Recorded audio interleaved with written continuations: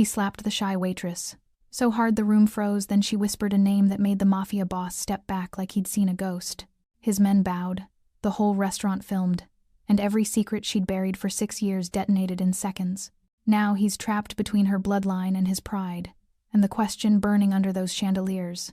What does a man do when the woman he struck outranks his entire empire? If you're hooked in and want to enjoy this story, go ahead and subscribe, and drop a comment letting me know where you're watching from. It's always amazing to see where everyone's watching. Plus, tomorrow I've got another incredible story lined up, and you definitely don't want to miss it. Alright, back to the story. The chandeliers of La Castilia glimmered like constellations trapped in gold. Beneath them, wealthy patrons whispered over wine older than the building itself. Men in dark suits watched everything with silent efficiency. This was no ordinary restaurant. This was Durante Pisani territory. And when a Pisani walked in, everyone pretended not to be afraid. Everyone except one person, a shy waitress with quiet eyes and a name no one questioned. Rosa Edward. She moved like someone trying not to exist. Head down, voice soft, gentle steps between tables that never drew attention, never caused disruption. She was a ghost in an apron, serving risotto to people who never looked her in the eye. If anyone had looked closely, they might have noticed the elegance in how she carried herself. The way her spine remained perfectly straight even when she bent to pour wine. The way her hands moved with a dancer's precision, never trembling, never hesitating. The way she navigated the crowded dining room without ever bumping into anyone, as if she'd been trained to command space rather than simply occupy it. But no one looked closely. Not until tonight. Durante Pisani sat beneath the center chandelier like a king under a crown. Black suit tailored to perfection. Hair slicked back with not a strand out of place.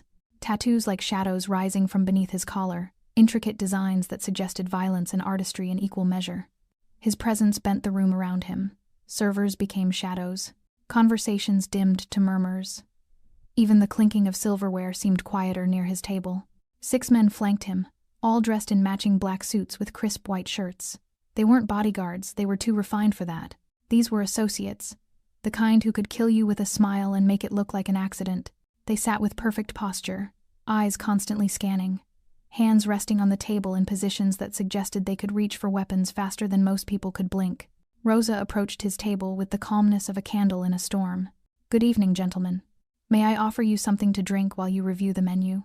Her voice was soft but clear. Professional. The kind of voice that suggested she'd done this 1,000 times and would do it 1,000 more without complaint. Durante glanced at her slow, assessing, mildly amused. His dark eyes tracked her face, then her hands, then back to her face, like he was reading her, cataloging her, deciding if she was worth remembering. "Barolo," he said. His voice was low, controlled, the kind of voice that didn't need to be loud to command attention. "The 97. 2 bottles. Of course, sir."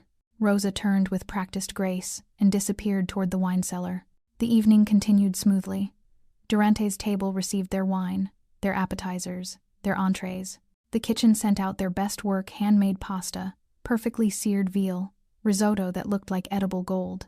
Durante ate slowly, occasionally nodding to his associates, occasionally glancing around the room with the casual interest of a man who owned everything he surveyed. Rosa served them without incident, refilled glasses before they were empty, cleared plates without interrupting conversation. She was invisible again, exactly as she preferred. But then Durante reached inside his suit jacket. His hand came out empty. His expression darkened like a storm cloud crossing the sun. Rosa was setting down fresh water glasses when he stood abruptly. His chair scraped against marble. The sound cut through the dining room like a gunshot. Every head turned. "You." His voice wasn't loud, but it carried. Sharp, cold, dangerous. Rosa's heart kicked against her ribs, but her face remained calm.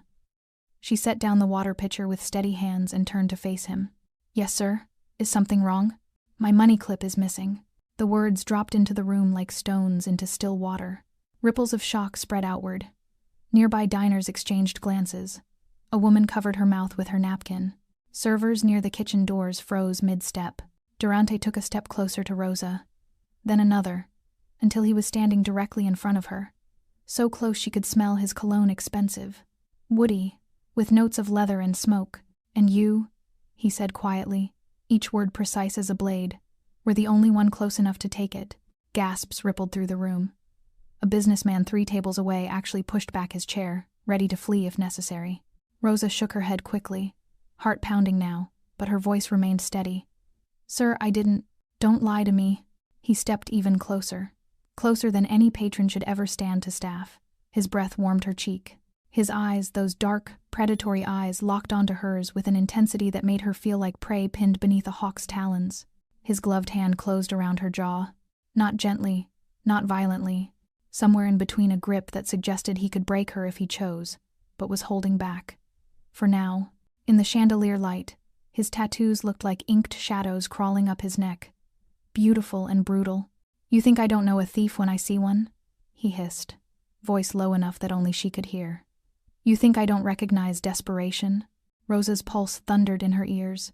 Her hands trembled at her sides. But something deeper than fear began rising in her chest. Something older. Something she'd spent 6 years trying to bury. "Sir, I swear." He cut her off with an open palm slap. The crack echoed through La Castiglia like thunder in a cathedral. Rosa's head snapped sideways. Pain exploded across her cheek, white-hot, stunning. For a moment, she couldn't hear anything except the ringing in her ears. Couldn't see anything except stars dancing across her vision. The room erupted in gasps. A woman at a nearby table covered her face with both hands. A businessman grabbed his wife's arm, pulling her back as if violence might spread like wildfire. Somewhere near the kitchen, a server dropped a tray. The crash of shattering plates punctuated the moment like an exclamation point. Rosa's lips split. She tasted copper warm, metallic, undeniable. Blood trickled down her chin, a single crimson drop falling onto her pristine white shirt. But she didn't fall. Her legs trembled. Her vision blurred with tears she refused to let fall. Every instinct screamed at her to run, to collapse, to disappear into the floor and never emerge. Instead, she straightened, slowly, deliberately, her spine lengthening vertebra by vertebra until she stood at her full height, her chin lifted. Her eyes, those soft brown eyes that had spent 6 years learning to look down, met Durante's directly, and something in them had changed. Not fear, not defeat, not the broken submission he was clearly expecting. Something deeper, older, colder. Durante felt the shift immediately. His hand, still raised from the slap, lowered slowly. His brow furrowed, confusion flashing across his face for just a fraction of a second before his mask of control slammed back into place. Around them, the restaurant had gone completely silent. Forks suspended in midair, wineglasses frozen halfway to lips. Even the kitchen seemed to have stopped, no clattering pans, no shouted orders. Just horrified, breathless silence. "Everyone's watching," Rosa said quietly. Her voice didn't shake, didn't waver. "Is that what you wanted? An audience?" Durante's jaw tightened. "I want my property back. I don't have it." "You're lying." "I'm not." Her eyes never left his. Blood still dripped from her lip, staining her collar, but she didn't wipe it away, didn't acknowledge it, as if pain was beneath her notice, as if his violence had failed to touch whatever lived beneath her skin. One of Durante's associates shifted uncomfortably.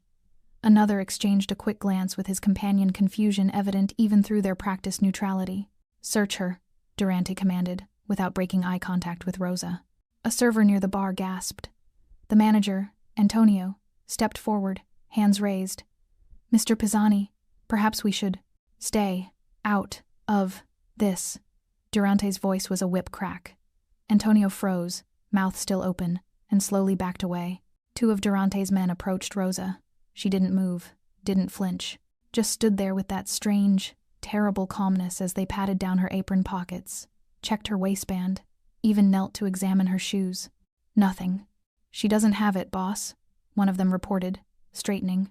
Durante's eyes narrowed. His hand shot out again, gripping Rosa's jaw harder this time, fingers digging into her skin. She could feel his rings pressing against her cheekbone, could see the fury building behind his eyes like a storm gathering strength. "Then where is it?" Rosa's hands remained at her sides. She didn't try to pull away from his grip, didn't struggle. That same eerie calm radiated from her like heat from a fire. "I don't know," she said, each word careful and deliberate. "But I know what you think you're doing. You think you're showing power. You think everyone in this room now knows you're dangerous." She paused. Blood from her lip had pooled in the corner of her mouth. "But all they see is a man who hits women over money." The words landed like physical blows. Several of Durante's associates tensed. One actually reached toward his jacket before stopping himself. Around the dining room, phones appeared, discreetly, hidden beneath napkins, angled under tables, recording, documenting, preparing to spread this moment across social media, like wildfire. Durante saw them too. His grip on Rosa's jaw tightened until she thought her bones might crack. "Careful," he whispered, voice dropping to something dark and intimate and deadly. "You don't know who you're talking to." Rosa's eyes, those eyes that had changed so completely in the last 3 minutes, met his without blinking. "And you," she said softly, "don't know who you're talking to." Something in her tone made his hand falter. "Just slightly. Just enough." "What's your name?" he demanded suddenly. "Your real name?" Rosa hesitated. For the first time since the slap, fear flickered across her face. Real fear, the kind that came from standing at the edge of a cliff and knowing one more step would change everything forever. The room held its breath. Phones kept recording. Durante's fingers pressed harder against her jaw, tilting her face up toward the chandelier light. In that golden glow, with blood on her lips and fire in her eyes, she looked like something sacred and profane at once. "Answer me," he commanded. Rosa closed her eyes, drew one long, slow breath. When she opened them again, 6 years of hiding shattered like glass. "My real name?" she whispered. Durante leaned closer, waiting. Rosa's voice was barely audible, but in that silence, everyone heard. "Rosa. DeSantis." The name hung in the air like smoke after a gunshot. DeSantis. For 3 heartbeats, nothing happened. The room remained frozen, diners mid-breath, servers mid-step, phones still recording a moment they didn't yet understand. Then Durante's hand fell away from Rosa's face. Not slowly, not gently, like he'd touched fire and only just realized he was burning. He took a step back, his face, that carefully controlled mask of power, cracked. Just for a second. Shock flashed across his features before he could stop it, followed by something that looked almost like fear. Around the table, his associates reacted instantly. The man closest to Durante, a tall, older soldier with silver at his temples, lowered his head. Actually bowed, like a subject before royalty. The others followed suit, shoulders dropping, eyes averted, postures shifting from predatory to deferential in the space of a breath. They knew, even if the rest of the room didn't understand, they knew exactly what that name meant. Rosa stood perfectly still, blood still trickling from her split lip, her hand trembling now that she'd finally spoken the words she'd sworn never to say again. She could feel the weight of her real name settling back onto her shoulders like a cloak she'd tried to discard. Heavy, inescapable, absolute. "DeSantis?" Durante repeated slowly, testing the word. His voice had changed completely, no longer sharp and commanding, but careful, measured, like he was walking through a minefield and had just realized every step could be his last. Around the dining room, confusion rippled through the crowd. Tourists looked at each other, bewildered. A businessman pulled out his phone, typing the name into Google. But the locals, the real New Yorkers, the ones who understood the city's hidden architecture of power, their faces paled. An elderly man in an expensive suit actually stood up, threw cash on his table, and walked out without a word. His wife followed, casting one last frightened glance at Rosa before disappearing through the door. "You're lying," Durante said, but there was no conviction in it, just desperate hope that she was. Rosa laughed a short, bitter sound. "Why would I lie about that? Do you think I wanted you to know?" She wiped the blood from her chin with the back of her hand, smearing red across her skin. In the chandelier light, with her hair slightly disheveled from his grip and fire burning in her eyes, she looked nothing like the shy waitress who'd served his table an hour ago. She looked like exactly what she was. Durante's mind was racing. She could see it in his eyes. He was remembering. His father's warnings, whispered in dark rooms when Durante was young enough to still listen. The names you never cross. The families above the families. The bloodlines so old, so respected, that even monsters showed deference. "The DeSantis line goes back 4 centuries, his father had said once, voice grave. Before the 5 families, before Prohibition, before America even knew what organized crime was. They don't operate in the streets, Durante. They don't scramble for territory or fight over drug corners. They simply exist. And everyone respects that existence. You cross a DeSantis, you cross history itself." Durante had been 15. He'd nodded, filed the information away, assumed it was just old men romanticizing the past. Now, staring at the waitress he'd just slapped, he understood. His father hadn't been romanticizing anything. You can't be, he said, voice low, almost pleading. The DeSantis family. They don't work service jobs. They don't hide. They don't— I left, Rosa interrupted. Her voice was steadier now, stronger. 6 years ago, I wanted a normal life. I wanted to be Rosa Edward, nobody special, nobody dangerous, nobody worth remembering. I wanted to serve pasta and pour wine and go home to a quiet apartment and read books and be invisible. She stepped closer to him. Durante, the man who'd made grown men weep, who'd built an empire on fear, actually took a step back. But you couldn't let me have that, could you? Rosa continued, each word sharp as broken glass. You had to make a scene, had to show everyone how powerful you are, had to put your hands on me in front of witnesses because a piece of metal went missing from your pocket. I didn't know. Durante started. You didn't ask. Rosa's voice rose, finally cracking with emotion. Not fear, fury. You didn't question, didn't investigate. You just assumed that because I'm a waitress, because I'm a woman, because I looked weak to you, that I must be a thief. Around them, Durante's associates were sweating. The silver-haired one caught Durante's eye, shaking his head almost imperceptibly. Stop. Step back. Fix this before it's too late. Durante's jaw worked. His hands clenched and unclenched at his sides. Rosa could see him warring with himself, pride versus survival, arrogance versus wisdom. The DeSantis family, he said finally, voice barely above a whisper. They have a saying. Touch one of ours, answer to all of ours. Rosa smiled, but there was no warmth in it. I see you were paying attention to your father's lessons. Durante's face went white. Clear the room, he said suddenly, turning to his men. Everyone out. Now. His associates moved immediately, gesturing to confused diners, ushering staff toward exits. Antonio tried to protest. Mr. Pisani, the bill, now. Within minutes, La Castiglia emptied like water from a broken glass. Wealthy patrons fled. Staff disappeared into the kitchen and out the back door. Phones kept recording until the last possible second, until only Rosa and Durante remained, standing under golden chandeliers in an empty restaurant that suddenly felt like a tomb. The silence was deafening. No clinking glasses, no murmured conversations, no kitchen sounds bleeding through the walls, just Rosa and Durante, standing 6 feet apart under chandeliers that suddenly seemed too bright, too accusatory. The empty tables around them felt like an audience of ghosts, bearing witness to something neither of them could take back. Durante loosened his tie. The small gesture, so human, so vulnerable, looked wrong on him, like watching a statue crack. Why? He asked finally. His voice was different now. No command in it, no threat, just genuine, bewildered curiosity. Why would someone from the DeSantis bloodline serve wine to strangers? Rosa touched her split lip gingerly, wincing. The bleeding had slowed but not stopped. Her uniform was ruined, blood on the collar, wrinkles from his grip, the fabric bearing witness to violence she'd spent 6 years trying to avoid. Because the DeSantis bloodline comes with expectations, she said quietly. Traditions, rules, a life that was chosen for me before I could even speak.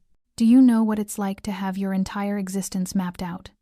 Every friendship vetted, every relationship assessed for strategic value, every word you speak measured against 4 centuries of legacy. She laughed bitterly. I was 20 years old when they told me who I'd marry. A good alliance, they said, beneficial for both families. He was 43. I'd met him twice, but my opinion didn't matter because I wasn't Rosa, I was a DeSantis, a chess piece. Durante's expression shifted, something almost like understanding flickering across his face. So you ran, he said. I ran. Rosa wrapped her arms around herself, suddenly looking smaller. Younger. Changed my name. Found this job. Learned to be nobody. And it worked, Durante. For 6 years, I was free. I was just me. Not a legacy. Not a symbol. Just a woman who poured wine and went home and lived her own life. She met his eyes. Until tonight. Durante turned away, running a hand through his perfectly slicked hair, disrupting it for the first time. When he turned back, some of his composure had returned, but it looked like armor hastily reassembled, still protective, but visibly cracked. I thought you were a thief, he said. Not an apology, not quite, but an explanation. I know what you thought. Rosa's voice hardened. You thought I was easy prey. You thought you could humiliate me in front of everyone and face no consequences, Because people like me, waitresses, service workers, women who can't fight back, we don't matter to people like you. That's not... Don't lie to me now. Rosa stepped closer. Her fear was gone, burned away by something fiercer. You saw someone you perceived as weak and you enjoyed putting them in their place. That's what men like you do. That's your power. Durante's jaw clenched. For a moment, Rosa thought he might argue, defend himself, make excuses. Instead, he said, "You're right." The admission hung between them like a confession. "I did think you were weak," he continued, voice rough. "I did think you wouldn't fight back. I was angry about the money clip, and I took it out on the nearest convenient target." He paused. "That doesn't excuse it, but it's the truth." Rosa studied him, this man who'd struck her, humiliated her, torn away her carefully constructed invisibility. His tattoos crawled up his neck like accusations. His expensive suit suddenly looked like a costume. In the empty restaurant, without his soldiers, without his audience, he looked almost human. Almost. "Your men knew," she said.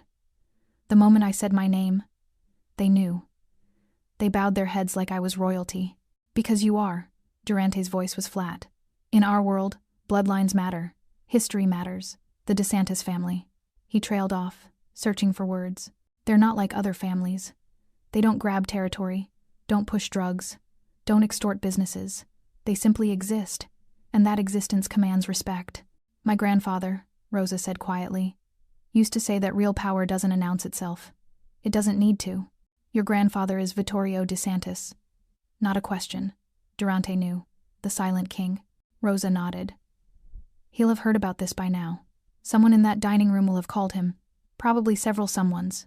Durante's face paled slightly. "And he'll come for me." "I don't know." Rosa touched her swollen cheek. "Traditionally, yes. An insult to a DeSantis woman demands a response. But I left the family. I rejected the name. I don't know if the old rules still apply to me." A sound made them both turn, a door opening. One of Durante's associates stepped in, the silver-haired one. He held something small and glittering between his fingers. "Boss," he said carefully, "we found it. Your money clip. It slipped through a tear in your coat lining. Probably happened when you sat down." He placed it on the nearest table. Diamond-encrusted, expensive, meaningless. Durante stared at it like it was a live grenade. The associate bowed slightly to Rosa, a gesture of respect that would have been unthinkable an hour ago, and left quickly. The silence returned, heavier now. Rosa looked at the money clip. At Durante. At her blood-stained uniform. At the elaborate waste of everything that had just happened. "I was innocent," she said softly. Durante closed his eyes. When he opened them, something had shifted.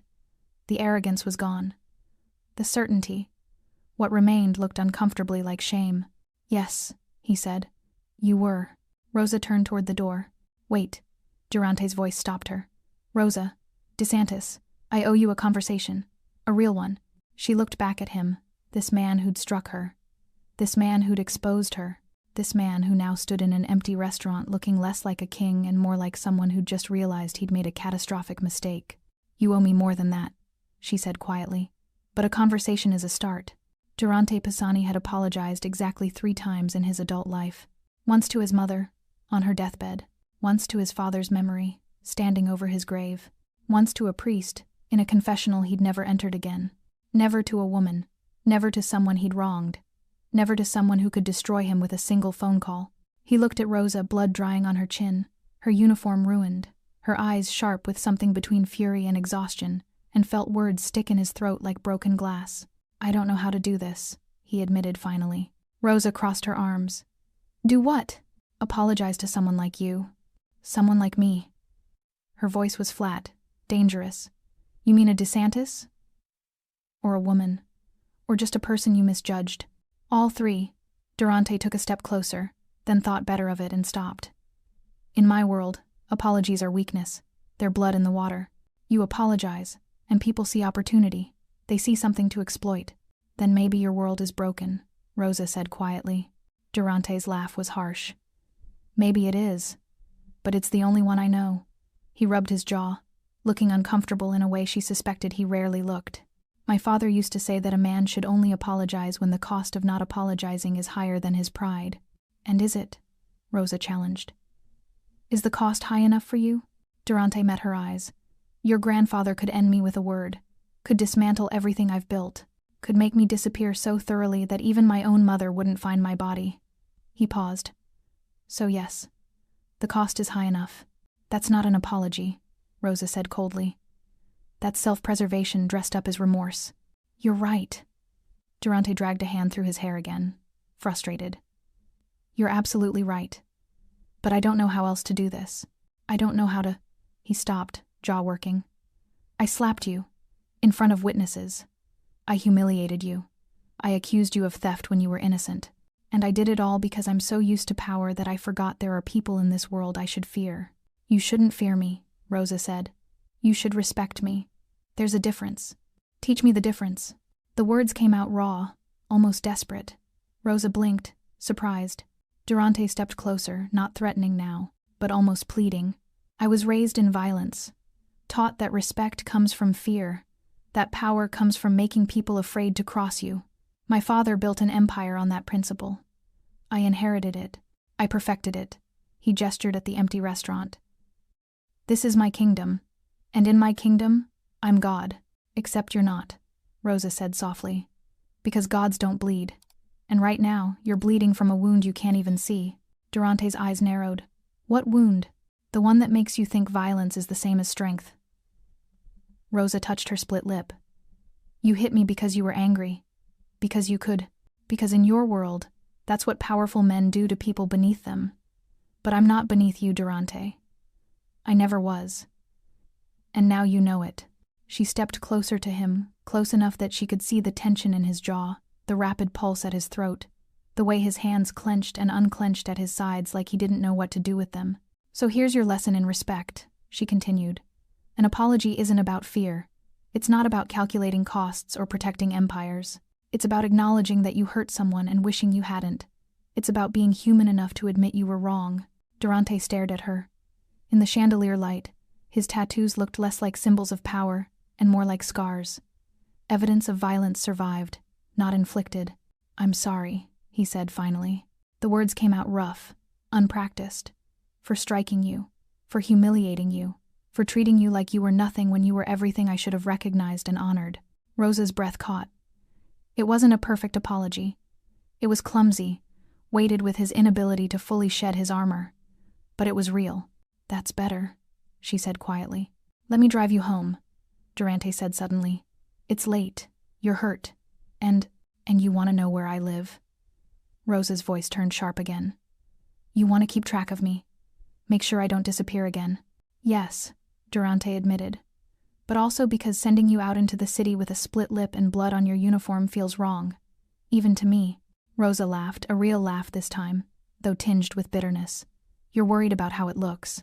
I'm worried about you. The admission seemed to surprise him as much as it surprised her. Rosa studied his face, searching for deception and finding only confusion like he'd just discovered something about himself he didn't understand. No, she said finally. I'll take a cab. Rosa, I spent 6 years being invisible, she interrupted. Building a life where I answered to no one. Where I made my own choices. Where I didn't have powerful men telling me what to do or where to go or how to be safe.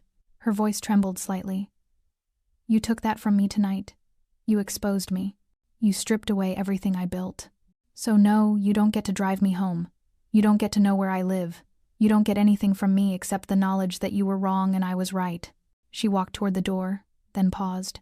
And Durante? She looked back at him. The next time you think about putting your hands on someone you perceive as weak, remember this moment. Remember that you can't always see the power someone carries until it's too late. She left him standing alone in the empty restaurant, surrounded by gold and crystal and the lingering ghost of his mistake. Rosa's hands shook as she unlocked the door to her apartment.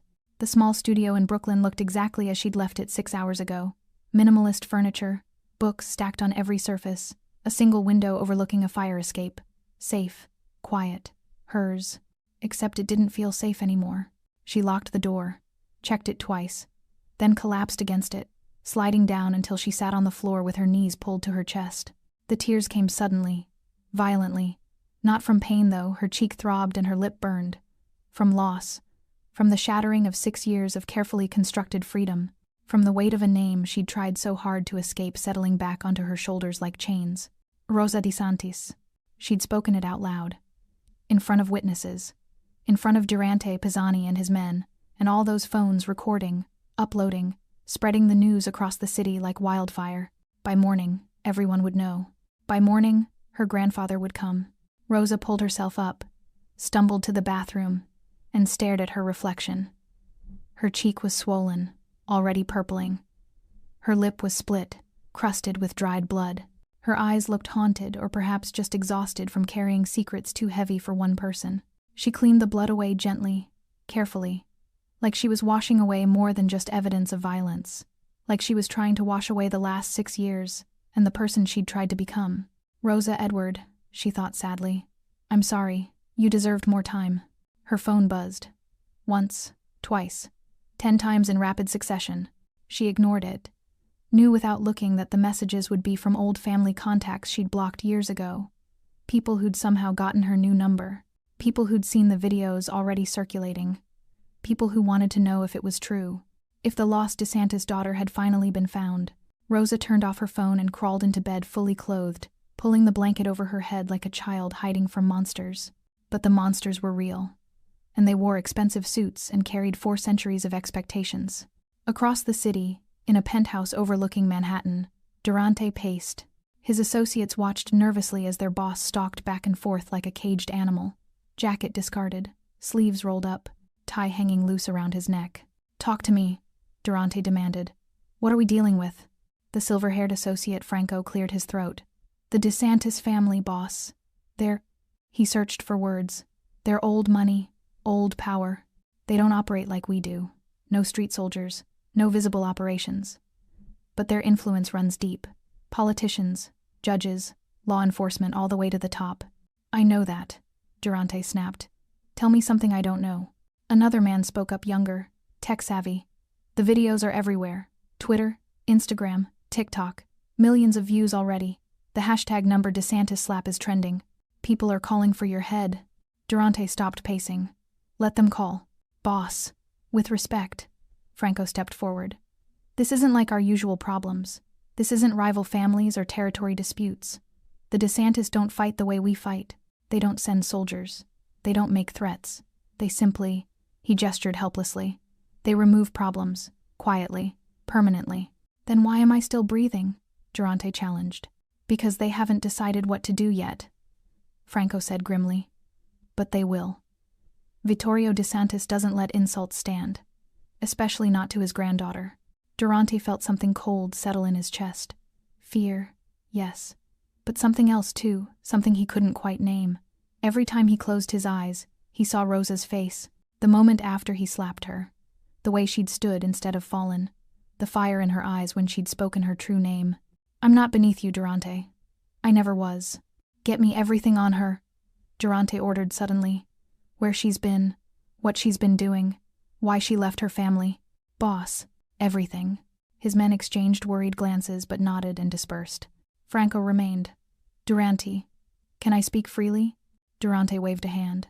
You're playing with fire, the older man said quietly. The girl, the woman, she walked away from the DeSantis family for a reason.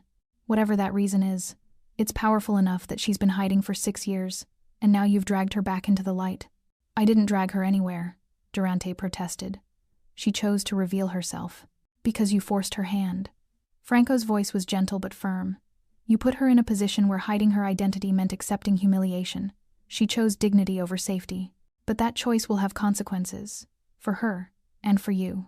Durante turned to the window, staring out at the glittering city. Somewhere out there, Rosa was probably crying, or planning, or calling her family to explain. Or maybe she was doing none of those things. Maybe she was being exactly what she'd been in that restaurant, stronger than anyone expected. What would you do? Durante asked quietly. If you were me? Franco was silent for a long moment. I'd pray, he said finally. Because when the DeSantis come, and they will come, prayer might be the only thing that saves you. In a mansion in Westchester, an old man sat in a leather chair, surrounded by darkness except for a single lamp. Vittorio DeSantis was 83 years old. White hair, weathered face, eyes that had seen empires rise and fall. He held a phone, watching a video for the 3rd time. A restaurant, golden chandeliers, His granddaughter, his Rosa, standing with blood on her face and fire in her eyes. Speaking her true name. Coming home. He set down the phone and pressed a button on his desk. A man appeared in the doorway instantly. Young, efficient, dangerous. "Find Durante Pisani," Vittorio said, his voice barely above a whisper. "But don't touch him. Not yet." "And the girl, sir?" Vittorio's expression softened, the only softness he'd shown in years. "Bring my granddaughter home." Rosa woke to silence. Not the comfortable silence of her small Brooklyn apartment, but the heavy, expectant silence that comes before a storm. Sunlight filtered through her window. Too bright, too cheerful for the weight pressing against her chest. She'd slept poorly, fitful dreams of chandeliers and blood, and her grandfather's disappointed face. Now, lying in yesterday's stained uniform, every part of her ached. Her cheek throbbed. Her lip had swollen during the night. But worse than the physical pain was the hollow feeling in her stomach. The knowledge that everything had changed. She forced herself up, showered carefully around her injuries, and changed into jeans and a sweater. Simple, civilian. Not Rosa Edward the waitress.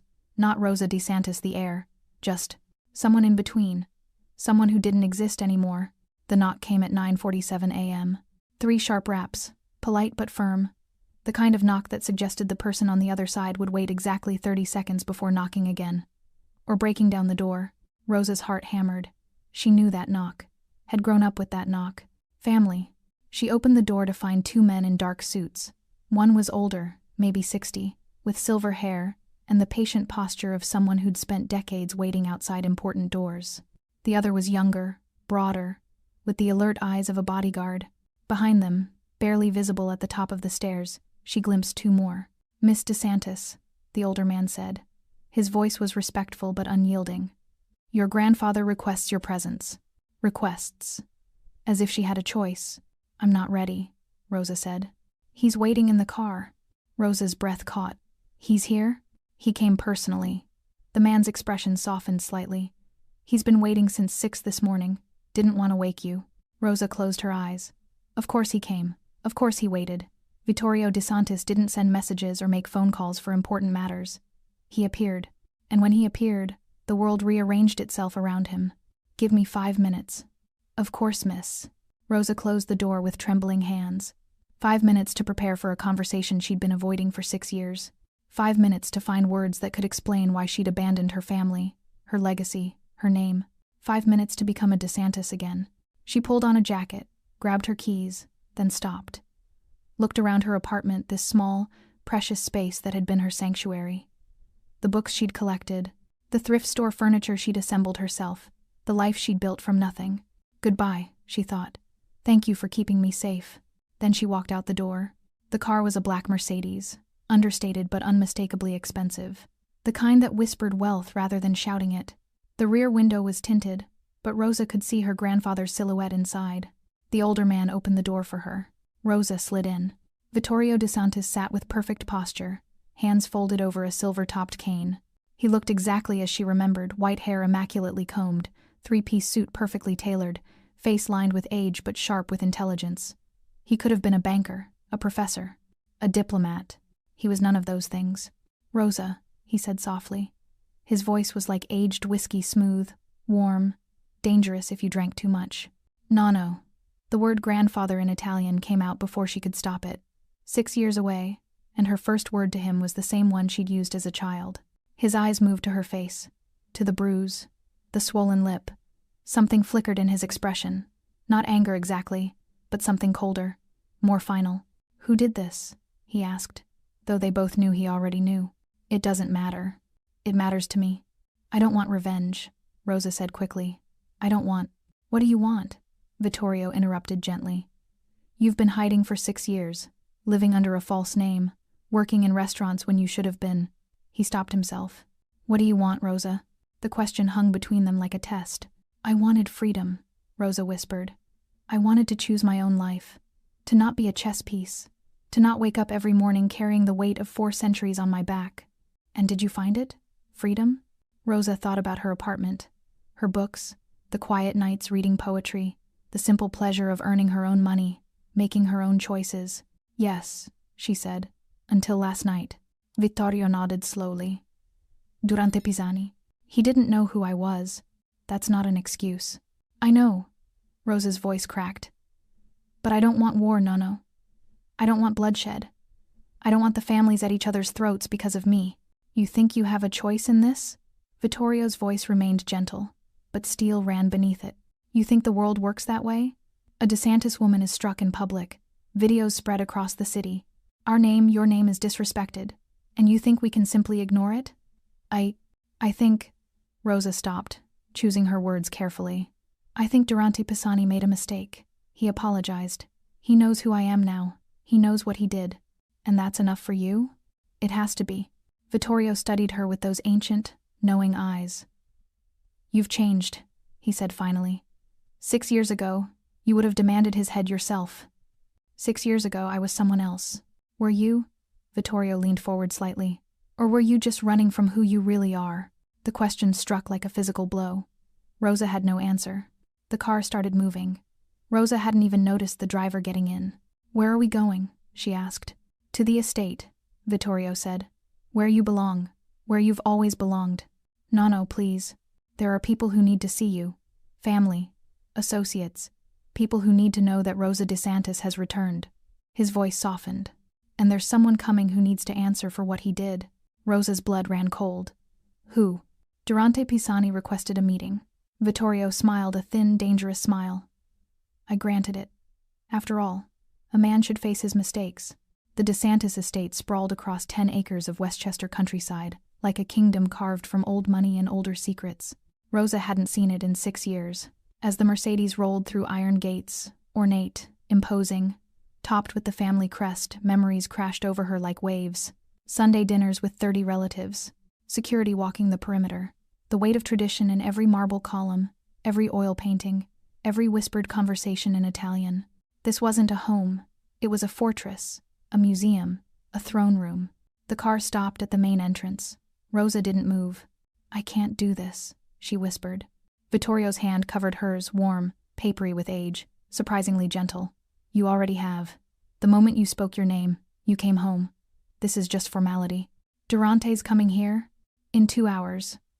Vittorio checked his watch, a vintage Patek Philippe that probably cost more than Rosa's entire year of rent. Plenty of time to prepare you. Prepare me for what? Her grandfather's smile was enigmatic. To remember who you are. Inside, the estate was exactly as she remembered. Vaulted ceilings, chandeliers that rivaled La Castiglia's, floors so polished they reflected like mirrors. Staff moved silently through hallways, appearing and disappearing like ghosts. Vittorio led her to his study, a room Rosa had only entered a handful of times as a child. Dark wood paneling, floor-to-ceiling bookshelves, a massive desk that looked like it had witnessed centuries of decisions. Sit, he instructed. Rosa sat in a leather chair that smelled of cigars and old power. Vittorio settled behind his desk, studying her with those penetrating eyes. Tell me about Durante Pisani. What do you want to know? Everything. How he touched you. What he said. How he looked when you revealed your name. Vittorio leaned back. I've seen the videos, but videos don't show everything. Rosa recounted the evening, the missing money clip, the accusation, the slap that echoed through the restaurant. She didn't spare details, didn't soften Durante's actions or her own fear. When she finished, Vittorio was silent for a long moment. He apologized, he said finally. Not a question. Yes. And you believe it was genuine? Rosa hesitated. I think. He was genuinely surprised by who I am. Whether he regrets the violence or just regrets hitting the wrong person, I don't know. There's wisdom in that uncertainty. Vittorio stood, walking to the window overlooking manicured gardens. The Pisani family is powerful but young. Durante's grandfather started with nothing, built an empire through brutality and cunning. 3 generations of power. Impressive, but not seasoned. And we're seasoned? Rosa couldn't keep the bitterness from her voice. We're old, Rosa. Old enough to know that power maintained through fear alone eventually collapses. Old enough to understand that true strength lies in restraint. He turned to face her. Durante Pisani doesn't understand this yet. Perhaps he never will. So what happens now? Now he comes here, to this house, to face me. Vittorio's voice was calm, almost casual. And to face you. Rosa's heart hammered. I don't want to see him. Yes, you do. The certainty in his voice made her look up sharply. You're angry, Vittorio continued. Hurt. Violated. But you're also curious. You want to see how he behaves when he's not on his own territory. When he's not surrounded by his soldiers. When he's vulnerable." He smiled slightly. "That curiosity is very DeSantis of you." Before Rosa could respond, the door opened. A woman entered 50s, elegant, with Rosa's dark eyes and sharp cheekbones. "Aunt Gabriella," Rosa breathed. "Rosa." Gabriella crossed the room in 3 strides and pulled her into a fierce embrace. 6 years. 6 years and not a word. Do you know how many times I wanted to find you? Drag you home? "I'm sorry," Rosa whispered into her aunt's shoulder. "Don't be sorry. Be home." Gabriella pulled back, examining Rosa's face. Her expression darkened when she saw the bruise. "He did this." "Yes." "Good. I wanted to be sure before I decided how much to hate him." Gabriella's smile was predatory. "Your grandfather's being diplomatic. I'm not. If you want Durante Pisani to suffer, say the word." "I don't." "Think about it," Gabriella interrupted. "You have 2 hours." They dressed her like a queen preparing for battle. Gabriella brought clothes from Rosa's old room, apparently untouched in 6 years, preserved like a shrine. A black dress, elegant but severe. Heels that added 3 inches to her height. Jewelry understated gold that whispered wealth rather than screaming it. Rosa stared at herself in the mirror. The shy waitress was gone. In her place stood someone she barely recognized, someone who looked like she belonged in oil paintings and history books. "You look like your grandmother," Gabriella said softly. She had that same fire in her eyes. "I don't feel like fire," Rosa admitted. "I feel like I'm drowning." "Then drown elegantly, darling. It's what we do best."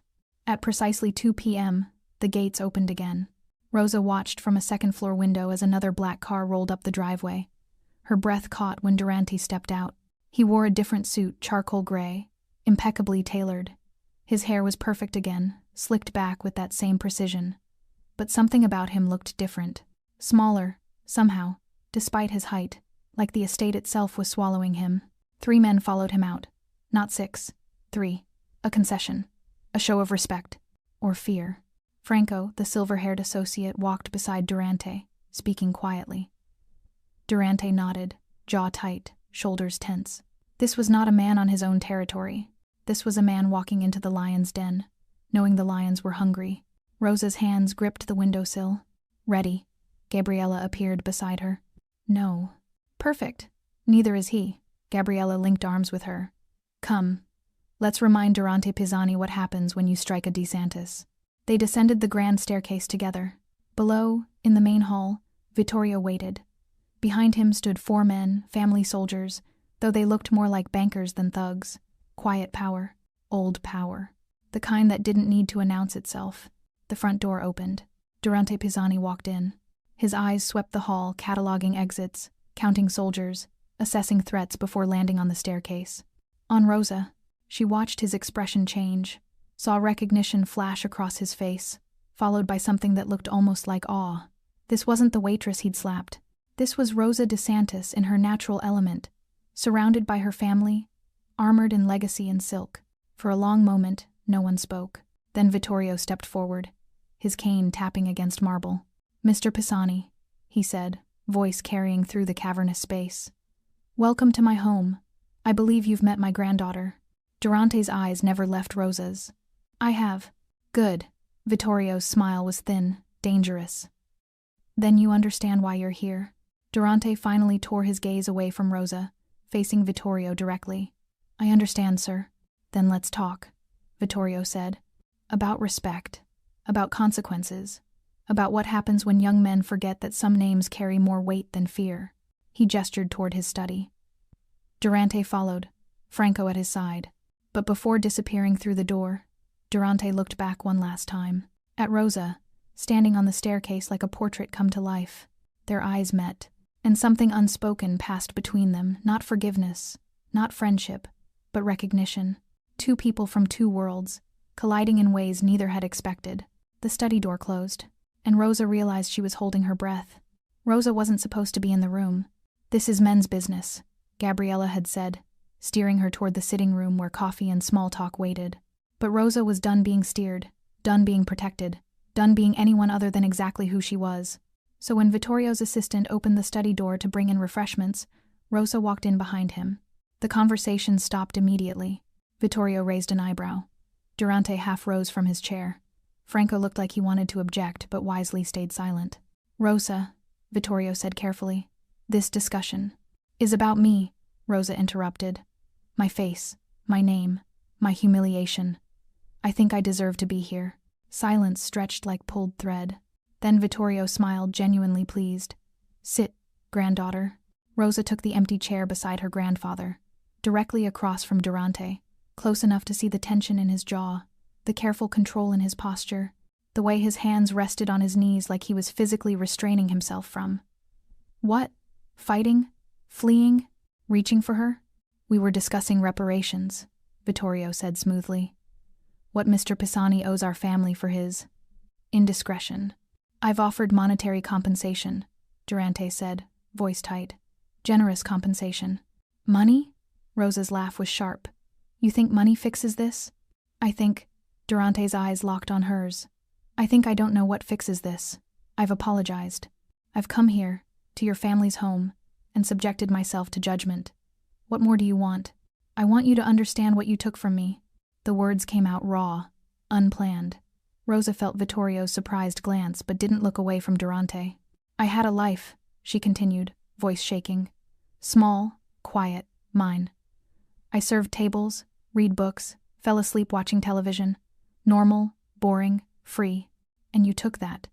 With one slap, you destroyed 6 years of peace. I didn't know. Because you didn't ask. Rosa leaned forward, eyes blazing. You didn't see me as human enough to deserve questions. Just guilty until proven innocent. Just another body in your way. Durante flinched. Actually flinched. Like her words hit harder than any physical blow could. You're right, he said quietly. The admission sucked air from the room. I didn't see you as human, Durante continued, meeting her fury with unexpected honesty. I saw you as a problem, a theft, an inconvenience in my evening, and I reacted the way I've been trained to react, with violence, with power, with the certainty that I could do whatever I wanted without consequences. He paused, jaw working. I was wrong, about all of it. Vittorio watched this exchange like a chess master observing a game. Franco sat frozen, probably terrified his boss would say something that got them all killed. Being wrong isn't enough, Rosa said. I know. Durante's voice was rough.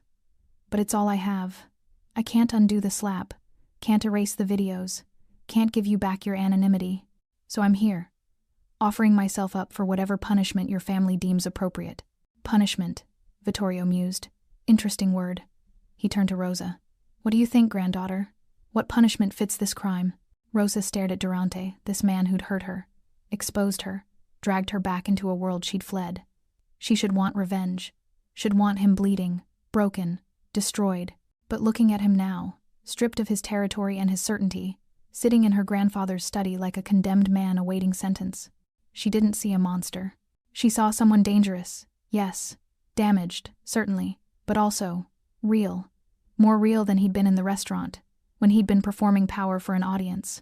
I don't want punishment, Rosa said slowly. I want understanding.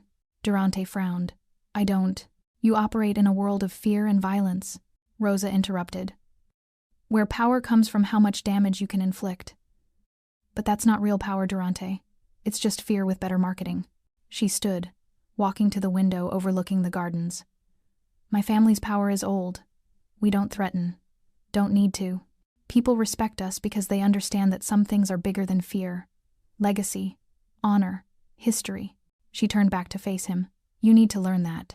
Not because my grandfather will kill you if you don't, though he might, but because you'll never truly be powerful until you understand the difference. Durante stood too, slowly, like he was afraid sudden movement might break something fragile. Teach me. The words hung between them, loaded with meaning Rosa wasn't sure either of them fully understood. What? She breathed. You're right. I don't understand your kind of power. I only know violence and fear. He took a step closer, not threatening, almost vulnerable. So teach me. Show me what real power looks like. Vittorio's eyes gleamed with something that might have been approval, or amusement, or both. An interesting proposition, he said. My granddaughter as your... What? Teacher? Guide? Whatever she's willing to be, Durante said, still looking at Rosa. Rosa's heart hammered. This was insane. Dangerous. Everything she'd spent 6 years avoiding. But also, 2 months, she heard herself say. You want to understand? Then you spend 2 months learning our way, our rules, our definition of power. And you'll teach me? Durante asked. I'll show you why you should have known better than to hit me in the first place. A smile ghosted across Durante's lips, not arrogant, but genuinely intrigued. Deal? With conditions, Vittorio interjected smoothly. You don't touch her, don't threaten her, don't treat her with anything less than the respect you'd show me. Agreed, Durante said immediately. And if you fail, if you prove incapable of learning your business in our territories, ends, permanently. That made Durante pause. Rosa could see him calculating, weighing the cost. His operations in DeSantis-influenced areas represented millions. Losing them would cripple his empire. Agreed, he said finally. Vittorio stood, extending his hand. Durante shook it, a pact sealed in the old way, with witnesses and weight. Then Vittorio turned to Rosa. I hope you know what you're doing, granddaughter. I don't, Rosa admitted. But neither does he, so we're even. Franco cleared his throat. Boss, perhaps we should go, Durante said, not looking away from Rosa. Wait outside. I'll be there shortly. Franco hesitated, then bowed slightly to Vittorio and left, closing the door behind him. 3 people remained in the study. Vittorio smiled. I'll give you 5 minutes. But Rosa? The door stays open. He left too, cane tapping against marble, leaving Rosa and Durante alone under oil paintings of DeSantis ancestors who'd probably never imagined a scene quite like this. You didn't have to do that, Durante said quietly. Offer to teach me. Your grandfather would have handled this. He would have destroyed you, Rosa corrected. Slowly, quietly, but completely. This way, maybe something useful comes from what happened. Or maybe you just want to torture me personally, Durante suggested. His tone was light, but his eyes were serious. Rosa laughed, surprising herself. Maybe.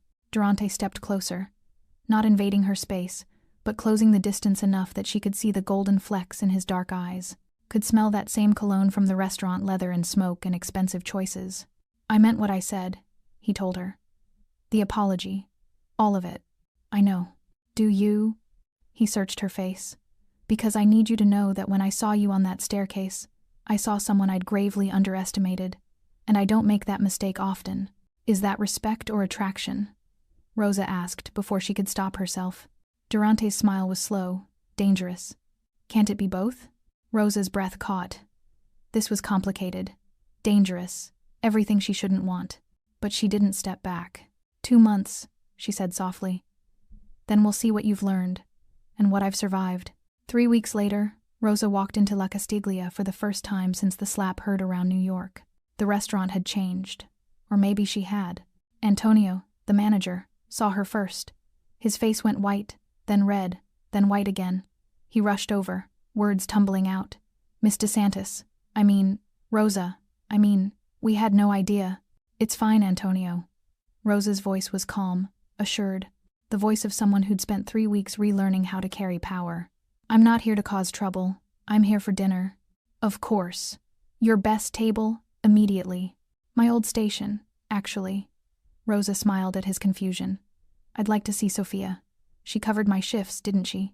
Antonio nodded, still bewildered, and led her to the back. The kitchen staff froze when she entered. Sophia, young, nervous, holding a tray of appetizers, nearly dropped everything. Miss, I'm sorry about. Rosa pulled her into a hug. Thank you for covering, and for not gossiping about me after everything. Sophia's eyes filled with tears. Everyone's been talking. The videos, the family. I didn't know what to say. Say nothing, Rosa advised gently. Let them talk. Truth will survive gossip. She turned to find the entire kitchen watching. Chefs, servers, dishwashers, all frozen in various states of shock. I know I lied about who I was, Rosa said, addressing them all. And I'm sorry for that. But everything else, the work I did, the friendships we built, that was real. I hope you can remember that. Slowly, one of the older chefs nodded, then another server. Then Sophia was hugging her again, and suddenly the kitchen felt warm instead of terrifying. When Rosa emerged into the dining room, she wasn't surprised to see Durante sitting at his usual table. Their eyes met across the restaurant. He stood, a gesture of respect he'd learned over 3 intense weeks. 3 weeks of meetings at the DeSantis estate, of history lessons and philosophy debates, of Durante learning that power without honor was just tyranny with better clothes. He'd been surprisingly teachable. Rosa approached his table, aware that every eye in the restaurant was tracking her movement. The whispers would start soon. The speculation. The newest chapter in a story that had captivated the city. Let them whisper. "Mr. Pisani," she said formally.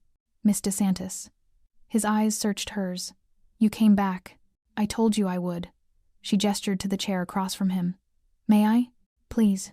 She sat, across from the man who'd slapped her, under the same chandeliers that had witnessed her humiliation and awakening, in the restaurant where Rosa Edward had died and Rosa DeSantis had been reborn. "You've learned a lot," she said quietly. "You're a demanding teacher."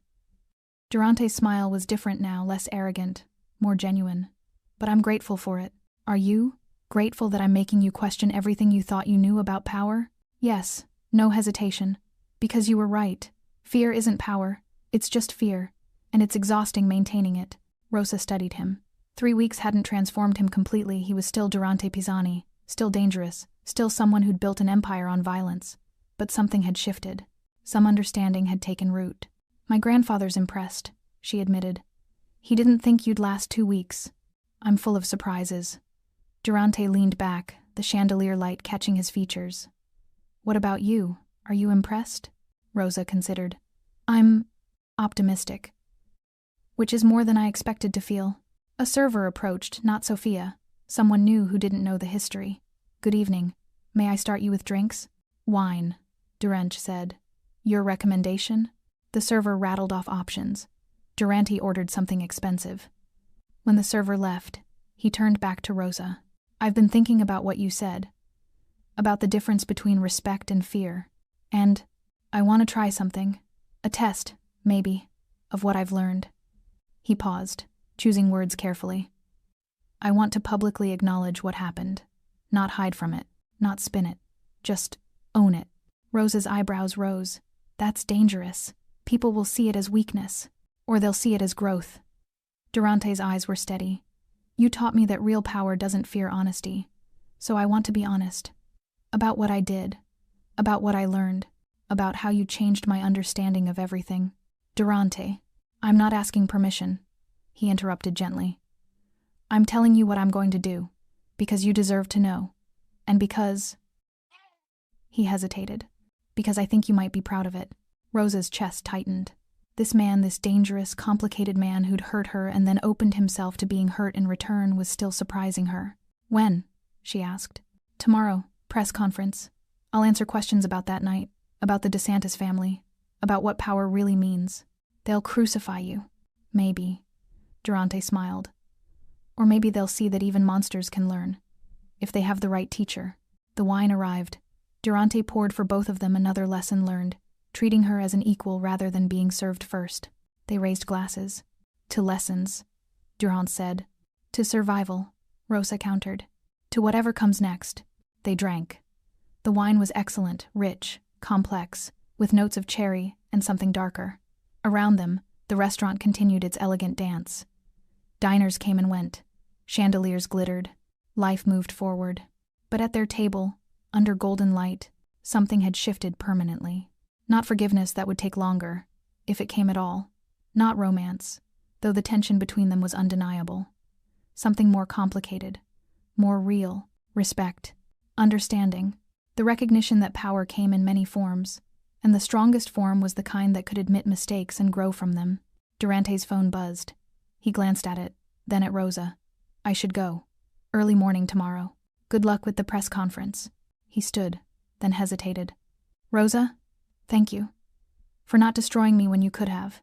For teaching me when you had every right to walk away. You're welcome." She met his eyes. "Don't make me regret it." "I won't." He bowed slightly, a gesture he'd learned from her grandfather, and left. Rosa sat alone at the table, finishing her wine slowly.